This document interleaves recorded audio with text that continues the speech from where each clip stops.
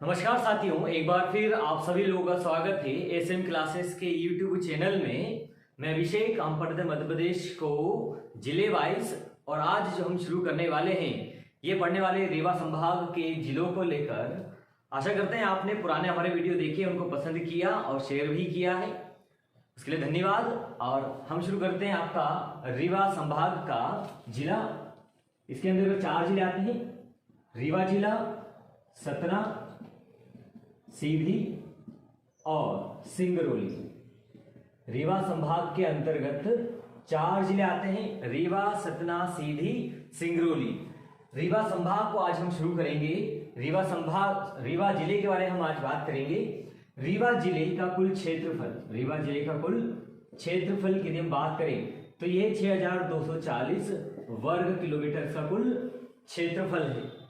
हम बात करें 2011 की जनगणना के अनुसार यहाँ की जो जनसंख्या है वो है 2,23,65,106 यहाँ की कुल जनसंख्या है। हम बात करें जनसंख्या घनत्व की, तो यहाँ का जनसंख्या घनत्व है 375 व्यक्ति प्रति वर्ग किलोमीटर। कितना है? 375 व्यक्ति प्रति वर्ग किलोमीटर। हम बात करें यहाँ का लिंगानुपात, रीवा जिले का जो लिंगानुपात है ये कितना है? तो ये लिंगानुपात है 930 महिलाएं प्रति 1000 पुरुष। हम बात करें साक्षरता दर की, रीवा जिले का जो साक्षरता दर है 2011 की जनगणना अनुसार ये है 71.62%।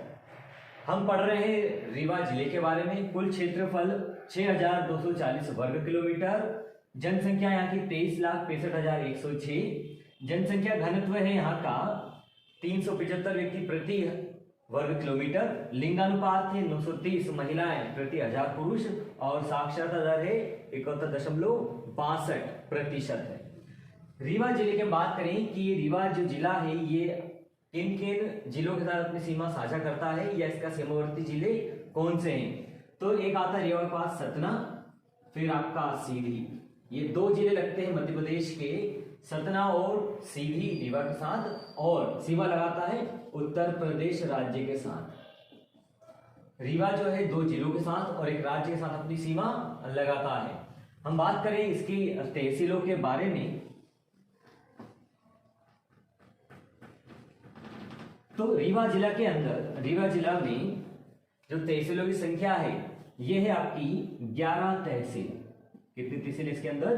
तो रीवा जिले में जो तहसीलों की संख्या है ये है 11 तहसील। हम बात करें पहली आपका आपकी मनगवा, हुजूर तहसील, मनगवा। उसके बाद गुड़ तहसील भी इसके अंतर्गत आती है। फिर आपका सेमरिया, हुजूर, मनगवा, गुड़, सेमरिया। फिर त्योंथर भी इसकी एक तहसील है। फिर आपका सिरमौर, फिर हनुमना भी इसकी जो है तहसील है। फिर माऊगंज के बाद आपका आता है नईगढ़ी के बाद आपका आता है रायपुर, करचुलिया। कितनी होगी गिनते हैं? 1 2 3 4 5 6 7 8 9 10 और एक और कोई बच रही है वो है आपकी जवाब। हम बात करें इसकी कुल तहसीलों की संख्या कितनी है तो हुजूर, मनगवा, गुड़, सेमरिया, त्योंथर, सिरमौर, हनुमना, माऊगंज, नईगढ़ी, रायपुर, करचुलियान और जवार, इसकी जो है 11 तहसीलें हैं। हम बात करें इसकी विकासखंड की तो इसमें विकासखंड की संख्या जो है ये आपकी 9 है। इसकी विकासखंड संख्या कितनी है? 9 है। 9 विकासखंड है। रीवा जिले की विकासखंड की संख्या कितनी है? 9 है। एक आपका है रीवा के बाद आपका गांगेव, उसके बाद फिर आपका त्योंथर, सिरमौर, हनुमना, माऊगंज, जवा, रायपुर, कलचुरियान, उसके बाद नईगढ़ी। तो ये आपकी कुल 9 तहसीलें आती हैं। रीवा जिले की जो है 11 तहसील है, 9 विकासखंड है। हम बात करें रीवा जिले से होकर गुजरने वाले राष्ट्रीय राजमार्ग कौन कौन से हैं, तो रीवा जिले से होकर गुजरने वाले जो राष्ट्रीय राजमार्ग है इनमें NH07 राष्ट्रीय राजमार्ग 7, उसके बाद NH75, NH75A और NH27, ये जो है 4 राष्ट्रीय राजमार्ग रीवा जिले से होकर गुजरते हैं। हम आगे बात करते हैं यहाँ की प्रमुख नदियों के बारे में। तो रीवा जिले की जो प्रमुख नदियां हैं इनके नाम हम लिखते हैं। रीवा जिले की जो प्रमुख नदियां हैं, ये कौन कौन सी हैं, तो रीवा जिले की प्रमुख नदी में आता है आपका बिहड़ नदी, टॉन्स नदी, फिर आपका बिछिया के बाद आपका आता है चितौली। बिहड़, टॉन्स, बिछिया, पिसोली, महाना नदी भी यहां से निकली है। फिर आपका एक और खोरबाई नदी भी यहां से निकली है। उसके बाद एक आपकी होड्डा नदी भी यहां से निकलती है। फिर आपका आता है बरघाट। ये कुछ प्रमुख नदियां हैं। टॉन्स को आप तमसा नदी के नाम से भी जानते हैं, तमसा नदी। तो बिहड़ नदी, टॉन्स, बिछिया, चितौली, महाना, खोरबाई, होड्डा और बरघाट, और एक और है बक्चा। ये कुछ यहाँ की प्रमुख नदियां हैं। चलिए आगे हम चले, देखते हैं कुछ फैक्ट के बारे में जो पूछे जाते हैं रीवा जिले के बारे में। सबसे पहला है कि सफेद शेरों की भूमि के नाम से कौन सा जिला जाना जाता है? सफेद शेरों की भूमि के नाम से, तो सफेद शेरों की भूमि के नाम से कौन जाना जाता है? आपका रीवा जिला। अगला आपका आता है सबसे अधिक ग्रामीण जनसंख्या वाला जिला कौन सा है? ग्रामीण जनसंख्या वाला जिला, सबसे अधिक ग्रामीण जनसंख्या वाला जिला कौन सा है? तो सबसे अधिक ग्रामीण जनसंख्या वाला जिला भी आपका कौन सा है? तो आपका है रीवा जिला। फिर रीवा को जो है जलप्रपातों का जिला भी कहा जाता है, जलप्रपातों का जिला भी इसको कहा जाता है। जलप्रपातों का जिला के नाम से कौन सा जिला जाना जाता है? तो आपका है रीवा जिला। यहां से क्योटी जलप्रपात, बहुटी जलप्रपात, पियावन जलप्रपात, उसके बाद पूर्वा जलप्रपात और आपका आता है चचाई जलप्रपात। ये कुछ प्रमुख जलप्रपात है यहाँ पर, जिनकी वजह से इसको जलप्रपातों का जिला कहा जाता है। हम बात करें यहाँ के प्रमुख खनिज कौन कौन से हैं, तो यहाँ के प्रमुख खनिज में आता है आपका जिप्सम, चूना, डोलोमाइट के बाद आपका आता है गेरू। ये कुछ यहाँ के प्रमुख हैं। एक और आता है आपका बॉक्साइट। तो ये कुल खनिज है, प्रमुख खनिज है जो आपको रीवा जिले में पाए जाते हैं। चलिए एक बार हम देख लें। सफेद शेरों की भूमि के नाम से इसको जाना जाता है। सबसे अधिक ग्रामीण जनसंख्या वाला जिला भी आपको कौन सा है? तो रीवा जिला है। जलप्रपातों का जिला कौन सा है? तो ये आपका रीवा जिला है, जहां पर क्योटी, बहुटी, पियावन, पूर्वा और चचाई जलप्रपात आदि आते हैं। आगे हम इसको चले, इनको मिटाते हैं।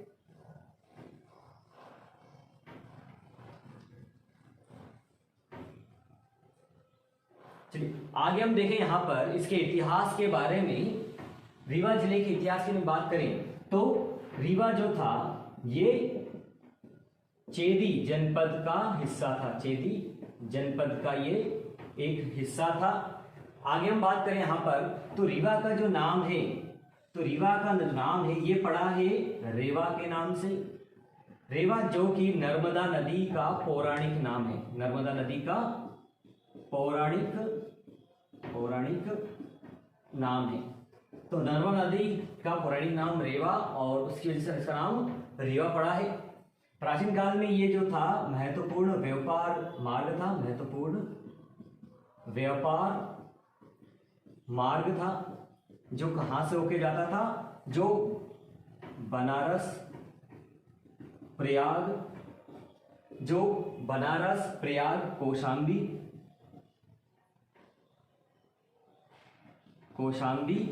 और कौशाम्बी के बाद आपका पाटलिपुत्र से जोड़ता था, पाटलिपुत्र से इसको जोड़ता था। व्यापारिक मार्ग था ये जो बनारस प्रयाग कौशाम्बी पाटलिपुत्र को आपस में जोड़ता था। आगे हम चले तो यहाँ पे कई वंशों का जो है शासन रहा, वो कौन कौन से रहे देख लेते हैं हम। उसके पहले ये चेदी जनपद का भाग था, रीवा का नाम पड़ा यहाँ रेवा के नाम से, रेवा नर्मदा नदी का प्राचीन नाम था। व्यापारिक मार्ग था जो पाटलिपुत्र बनारस प्रयाग और कौशाम्बी को जोड़ता था। यहाँ पे कई राजवंशों का जो है शासन रहा है। हम बात करें गुप्त वंश का, यहाँ पे शासन रहा। गुप्त वंश के बाद यहाँ पे रहा कलचुरी वंश का शासन रहा, कलचुरी वंश का शासन रहा। फिर यहाँ पे रहा चंदेल प्रतिहारों का भी यहाँ पर शासन रहा, चंदेल प्रतिहार राजाओं का भी यहाँ पे शासन रहा। आगे हम बात करें कि जो ये आपका रीवा रियासत है, रीवा रियासत की स्थापना किसके द्वारा की गई, तो रीवा रियासत की स्थापना 1400 ईस्वी में बघेल राजपूत राजाओं द्वारा इसकी स्थापना की गई। तो रीवा रियासत की स्थापना कब की गई, रीवा रियासत की स्थापना 1400 ईस्वी में की गई, जो किसके द्वारा की गई, बघेल राजपूतों के द्वारा की गई। चलिए हम आगे देखें, अकबर की हम बात करें। अकबर के शासनकाल में, अकबर के दरबार में, अकबर के नवरत्नों में से एक तानसेन, जिनका नाम था राम तनु पांडे, ये भी कहां से थे, तो ये थे आपके रीवा से, जो दरबारी थे राजा रामचंद्र के यहाँ पर ये क्या थे, उनकी दरबार में बैठते थे और ये गायक थे, जिनको अकबर अपने दरबार में शामिल कर लिया, अपने नवरत्नों में इनको शामिल कर लिया। चलिए हम आगे चलें। इसके बाद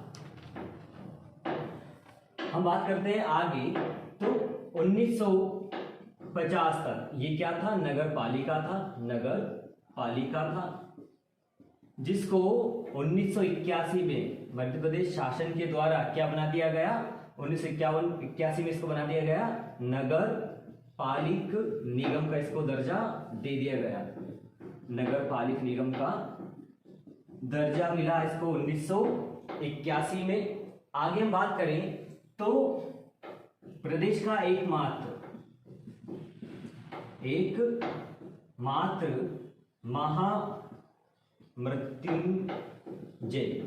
महामृत्युंजय मंदिर कहां पर है, तो महामृत्युंजय मंदिर शिव का मंदिर कहा जाता है। इस शिवलिंग में भगवान शिव की 1000 नेत्र है और ये महामृत्युंजय मंदिर जो है आपका रीवा में है। प्रश्न भी आता है महामृत्युंजय का जो मेला लगता है, मेला ये कहाँ लगता है, तो ये आपको कहाँ लगता है, रीवा जिले में लगता है। आगे को प्रश्न आता है, महाराज अवधेश प्रताप सिंह विश्वविद्यालय कहां पर है, महाराजा अवधेश प्रताप सिंह विश्वविद्यालय कहां पर स्थित है, तो आपको उत्तर होगा ये रीवा जिले में स्थित है। फिर एक और स्टेडियम के बारे में आता है, इनको मिटा दें। 1950 तक ये नगर पालिका के रूप में था, 1981 में इसको शासन द्वारा नगर पालिक निगम का दर्जा दे दिया गया। एकमात्र महामृत्युंजय मंदिर कहां पर स्थित है, रीवा में है। महामृत्युंजय का मेला कहां पे आयोजित किया जाता है, रीवा जिले में आयोजित किया जाता है। बात करें महाराजा अवधेश प्रताप सिंह विश्वविद्यालय कहां स्थित है, तो आपका रीवा जिला में स्थित है। फिर एक स्टेडियम का नाम है, स्टेडियम, तो राजा रणमत सिंह स्टेडियम, राजा रणमत सिंह जो स्टेडियम है ये कहां पर स्थित है, तो राजा रणमत सिंह स्टेडियम है, या फिर हम कहें ठाकुर, राजा या ठाकुर रणमत सिंह स्टेडियम कहां पर स्थित है, तो आपका रीवा जिला में स्थित है। आगे हम चले तो रानी तालाब मंदिर, रानी तालाब मंदिर, रानी तालाब मंदिर ये आपका कहां पर है? रानी तालाब मंदिर आपका रीवा में है। कहा जाता है यहाँ 450 वर्ष पुरानी, इस मंदिर में 450 वर्ष पुरानी माँ कालिका की प्रतिमा स्थापित है। माँ कालिका की मूर्ति जो है वो यहाँ पर विद्यमान है। चलिए, हमने पढ़ा एकमात्र महामृत्युंजय मंदिर कहाँ पर है? रीवा में है। महामृत्युंजय का मेला कहाँ आयोजित किया जाता है? रीवा में आयोजित किया जाता है। अवधेश प्रताप सिंह विश्वविद्यालय कहाँ पर है? रीवा में है। ठाकुर रणमत सिंह स्टेडियम कहाँ पर है? रीवा में है। रानी तालाब मंदिर ये कहाँ पर है? तो ये आपका रीवा में है, जो कि जहाँ पर 450 वर्ष पुरानी माँ कालिका की जो है प्रतिमा स्थित है। आगे हम एक और बात करें, एक और मेला यहाँ पर आता है, एक और यहाँ के बारे में मेले के बारे में बताएं, मल मास का मेला। मल मास का मेला ये कहाँ आयोजित किया जाता है? तो मल मास का मेला जो है ये रीवा में स्थित है। रीवा में होता है, ये मेला लगाया जाता है। और ये मंदिर इसको कहा जाता है कि भगवान विश्वकर्मा ने, भगवान विश्वकर्मा के द्वारा ये एक रात में बनाया गया मंदिर है। काफी प्रसिद्ध मंदिर है और कहा जाता है साल में 3 बार यहाँ मेला आयोजित किया जाता है। साल में 3 बार यहाँ पर मेला आयोजित किया जाता है। एक और आता है विंध्य महोत्सव। विंध्य महोत्सव, तो विंध्य महोत्सव क्या है? तो अपनी संस्कृति को, विंध्य क्षेत्र की संस्कृति कला को और विंध्य क्षेत्र की कला और संस्कृति को और बढ़ावा देने के लिए, लोगों तक पहुंचाने के लिए इस महोत्सव का आयोजन किया जाता है। और विंध्य महोत्सव जो होता है रीवा जिले में आयोजित किया जाता है। आगे हम देखें विंध्य महोत्सव कहाँ है? रीवा में आयोजित किया जाता है। बात करें अखबारों की, समाचार पत्रों की, समाचार पत्रों की हम बात करें तो 2 समाचार पत्र हैं। एक आपका है वांधनीय समाचार, वांधवीय, वांधवीय समाचार, वांधवीय समाचार, और एक और है आपका आलोक विंध्य समाचार, आलोक विंध्य समाचार। ये भी आपका कहां से प्रकाशित होता है? ये दोनों ही जो अखबार है, समाचार पत्र कहां से प्रकाशित होते हैं? रीवा से प्रकाशित होते हैं। मलमास का मेला मंदिर जो भगवान विश्वकर्मा के द्वारा बनाया गया, ये काफी प्रसिद्ध मंदिर है। यहाँ मेला आयोजित किया जाता है, मलमास का मेला साल में 3 बार। विंध्य महोत्सव विंध्य क्षेत्र की कला व संस्कृति को बढ़ावा और जन जन तक पहुंचाने के लिए इसका आयोजन किया जाता है। ये रीवा में आयोजित किया जाता है। समाचार पत्र 2 वांधवीय समाचार और आलोक विंध्य समाचार भी कहां से प्रकाशित होते हैं आपके? तो आपका होता है रीवा जिले से प्रकाशित। आगे हम देखें प्रदेश का पहला सैनिक स्कूल, प्रदेश का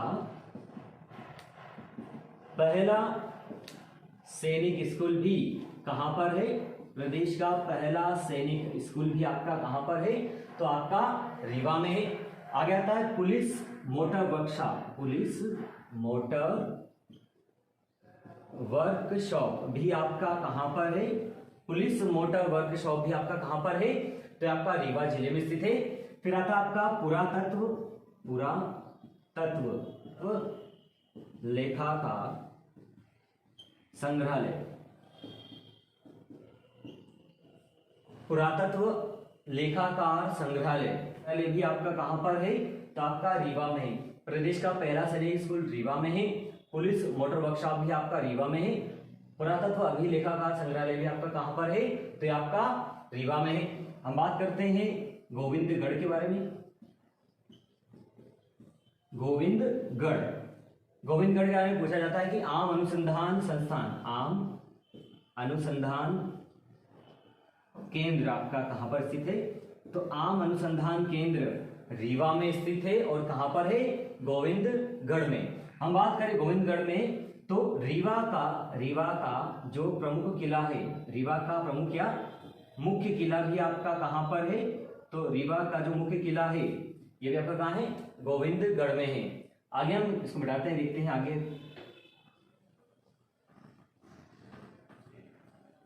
गुड़ तहसील, गुड़ तहसील हमने बात की थी 11 तहसीलें हैं, उनमें से एक आपका है गुड़ तहसील। इसके बारे में क्या आता है? तो देश का सबसे बड़ा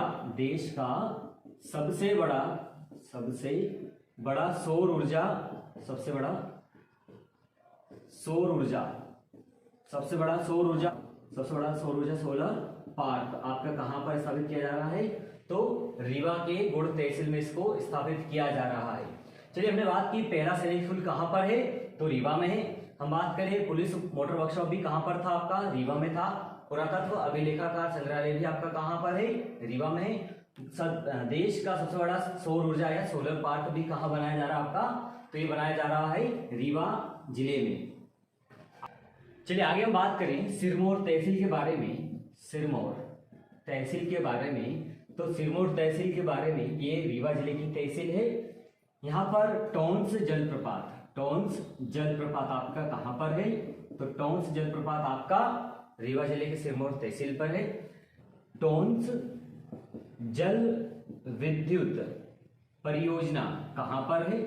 तो टोंस जल विद्युत परियोजना जो 315 मेगावाट की है, ये भी आपकी कहां पर है? रीवा तहसील में, रीवा की सिरमौर तहसील में है। एक और आपका आता है केवटी जलप्रपात, केवटी जलप्रपात, केवटी जलप्रपात, केवटी जलप्रपात के बारे में, तो भारत का 24वां बड़ा जलप्रपात है, 24वां भारत का 24वां जलप्रपात है, जो कि टोंस नदी की सहायक नदी, टोंस की सहायक नदी महाना नदी पर बनता है। महाना नदी के द्वारा ये बनाया जाता है। चलिए, सिरमौर के बारे में हमने बात की। टोंस जलप्रपात कहां पर है? सिरमौर तहसील रीवा में है। केवटी जलप्रपात जो भारत का 24वां जलप्रपात है बड़ा, और जो कि कौन सी नदी पर है? टोंस की सहायक नदी महाना नदी पर ये स्थित है। आगे जलप्रपात हम एक और पढ़ें। अगला जलप्रपात जो है आप, तो पूर्वा जलप्रपात, पूर्वा जलप्रपात जो है ये कौन सी नदी पर है? तो ये टोंस नदी पर ये बना हुआ है। तो पूर्वा जलप्रपात कहां पर है आपका? तो ये रीवा जिले में स्थित है। आगे हम बात करें बहुटी जलप्रपात, बहुटी जलप्रपात, तो ये कहां पर है? तो ये रीवा की जो गुड़ तहसील है, गुड़ तहसील, यहां पर ये है। और कौन सी नदी पर है ये? तो ये सेलर नदी पर बना हुआ है, सेलर नदी पर ये जलप्रपात है। आगे हम करें तो एक और सवाल आता है कि ये जो है सबसे गहरा जलप्रपात है, सबसे गहरा जलप्रपात है, सबसे गहरा जलप्रपात है। एक बार हम बात करने को मिटाते हैं।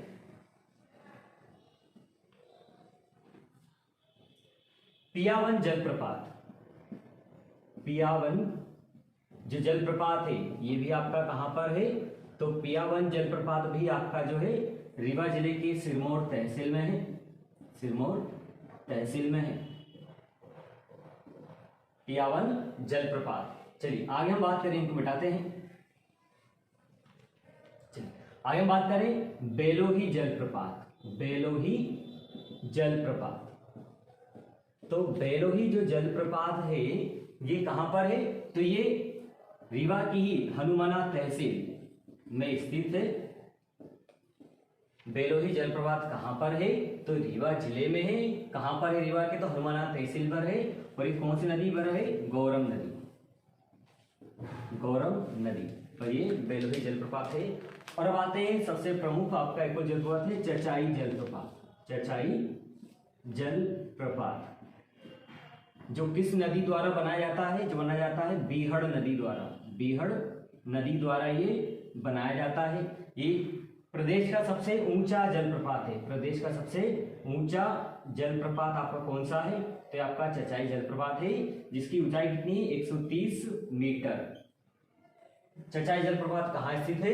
रीवा जिले में स्थित है। किस नदी द्वारा बनाया जाता है? बीहड़ नदी द्वारा बनाया जाता है। तो और प्रदेश का सबसे ऊंचा जलप्रपात कौन सा है? चचाई जलप्रपात है, और इसकी ऊंचाई कितनी? 130 मीटर की है। चलिए, तो हमने पढ़े कुछ जलप्रपात, और इन जलप्रपात की वजह से इसको कहा जाता है जलप्रपातों का जिला। आते हैं रीवा के कुछ प्रमुख स्थलों के बारे में। चलिए आते हैं रीवा के प्रमुख स्थलों के बारे में जानते हैं। रीवा का किला, रीवा किला कहाँ है? रीवा में है। देखने की बात ये कि यहाँ पे है बघेल म्यूजियम। तो पूछा था बघेल म्यूजियम जो है वो मध्य प्रदेश के किस जिले में स्थित है? तो ये बघेल म्यूजियम जो है रीवा के किले में है, और रीवा किला आपका रीवा में है। गोविंदगढ़ का किला हमने बात की, प्रमुख किला जो रीवा जिले का कहाँ है, गोविंदगढ़ में है। और गोविंदगढ़ का किला कहाँ पर है, रीवा जिले में है। देउर कोठार जो कि बौद्ध स्तूप है, ये आपकी कहाँ पर है, तो ये आपका देउर कोठार के बौद्ध स्तूप रीवा जिले में आते हैं। कुड़िया मंदिर रीवा जिले में है।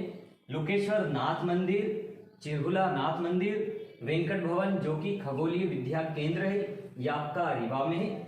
योगिनी माता मंदिर ये आपका रीवा में है। और बरहत शैलाश्रय ये आपके जो है रीवा जिले के प्रमुख स्थल है। एक बार आप देखें, रीवा का किला जिसमें बघेल म्यूजियम, गोविंदगढ़ का किला, देउर कोठार का बौद्ध स्तूप, कुड़िया मंदिर, लोकेश्वर नाथ मंदिर, चिरहुला नाथ मंदिर, वेंकट भवन जिसको खगोलीय विद्या केंद्र कहा जाता है, योगिनी माता मंदिर और बरहत शैलाश्रय ये आपके प्रमुख स्थल है रीवा के। आगे देखते हैं और कौन से प्रमुख स्थल है रीवा में आते हैं। चलिए आगे बात करें हम रीवा के और प्रमुख स्थलों के बारे में। तो बीहड़ इको पर्यटन केंद्र, बीहड़ इको पर्यटन केंद्र कहाँ पर है, रीवा जिले में है। रामसागर मंदिर रीवा, डुडेश्वर नाथ मंदिर रीवा में है। लक्ष्मण बाग धाम, करमासिन माता मंदिर, पचमठा मंदिर, बसामन मामा मंदिर और कष्टहरनाथ शिवलिंग, ये कुछ प्रमुख स्थल और थे आपके रीवा जिले में। एक बार वापस पढ़ लें, बीहड़ इको पर्यटन केंद्र, रामसागर मंदिर, डुडेश्वर नाथ मंदिर, लक्ष्मण बाग धाम, करमासिन माता मंदिर, पचमठा मंदिर, बसामन मामा मंदिर और कष्टहरनाथ शिवलिंग। तो आज की वीडियो में देखा रीवा जिले के कुछ प्रमुख प्रश्नों के बारे में जो कि पूछे गए एग्जाम में और आ सकते आने वाले एग्जाम में। यदि आपको वीडियो अच्छा लगा हो तो लाइक कीजिए, शेयर कीजिए और हमें कमेंट करके बताइए कि आपको वीडियो कैसा लग रहा है। चलिए मिलते हैं आपसे रीवा के संभाग के अगले जिले में। धन्यवाद।